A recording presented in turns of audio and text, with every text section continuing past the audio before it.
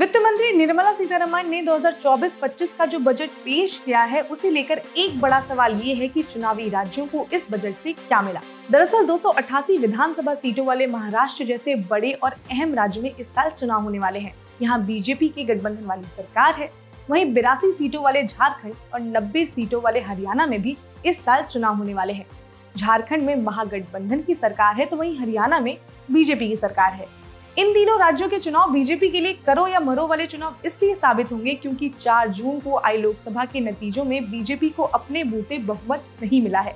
राज्यसभा में भी बीजेपी कमजोर हुई है। ऐसे में इन तीनों राज्यों में पार्टी का प्रदर्शन ये तय करेगा कि आगे आने वाले 4.5 सालों में मोदी सरकार के लिए काम करना कितना मुश्किल होगा या कितना आसान। इसलिए ये जानना इम्पोर्टेंट है कि इन तीनों राज्यों को मोदी सरकार के बजट में क्या मिला।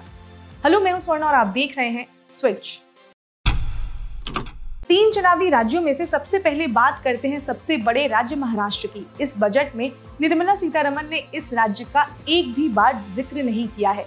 ये वो राज्य है जहां पिछले चुनाव में बीजेपी और उद्धव ठाकरे की शिवसेना ने मिलकर चुनाव लड़ा था। हालांकि दोनों पार्टियों में हुए आपस के विवाद की वजह से राज्य में एनडीए की सरकार नहीं बन पाई।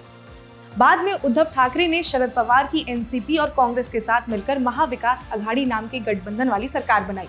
ये सरकार चल ही रही थी कि बीच में उद्धव ठाकरे की पार्टी के नेता एकनाथ शिंदे ने अपनी ही पार्टी तोड़ दी। शिंदे के अलावा शरद पवार के भतीजे अजित पवार ने अपनी पार्टी एनसीपी में भी दरार डाल दी थी। इसके बाद राज्य में एकनाथ शिंदे ने बीजेपी और अजित पवार की एनसीपी के साथ महायुति गठबंधन वाली सरकार बनाई। महाराष्ट्र में अभी यही महायुति सरकार चल रही है। सीएम एकनाथ शिंदे हैं।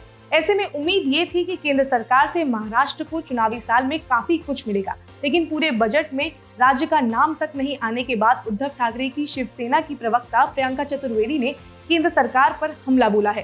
प्रियंका का कहना है कि बिहार और आंध्र प्रदेश को केंद्र सरकार ने भले ही विशेष राज्य का दर्जा नहीं दिया हो, लेकिन बजट में उन्हें फंड दिया गया है। अपने हमले में प्रियंका ने आगे कहा कि केंद्र सरकार लगातार महाराष्ट्र को अनदेखा कर रही है। ये वो राज्य बनकर रह गया है जहां से आप सिर्फ पैसा लेते हैं। तो ये तो रहा महाराष्ट्र का हाल। अगर बात करें झारखंड की, तो निर्मला सीतारमण ने अपनी बजट स्पीच में सिर्फ एक बार झारखंड को मेंशन किया। उन्होंने ईस्टर्न इंडिया के होलिस्टिक डेवलपमेंट की बात करते हुए झारखंड को मेंशन किया। जैसा कि मैंने आपको बताया कि झारखंड में इंडिया ब्लॉक या यूं कहे कि महागठबंधन की सरकार है। राज्य के सीएम हेमंत सोरेन है जो भ्रष्टाचार के आरोपों में जेल में थे। उन्हें हाल ही में बेल मिली है। झारखंड की बात तब आई जब केंद्र सरकार ने अपने पूर्वोत्तर योजना का जिक्र किया। इसके तहत ईस्टर्न इंडिया के बिहार, झारखंड, वेस्ट बंगाल, उड़ीसा और आंध्र प्रदेश जैसे राज्यों को विकसित करने की तैयारी है।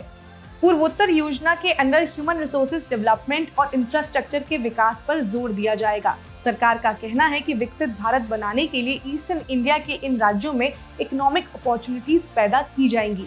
मतलब एक और चुनावी राज्य झारखंड को भी कुछ स्पेशल ट्रीटमेंट नहीं दिया गया।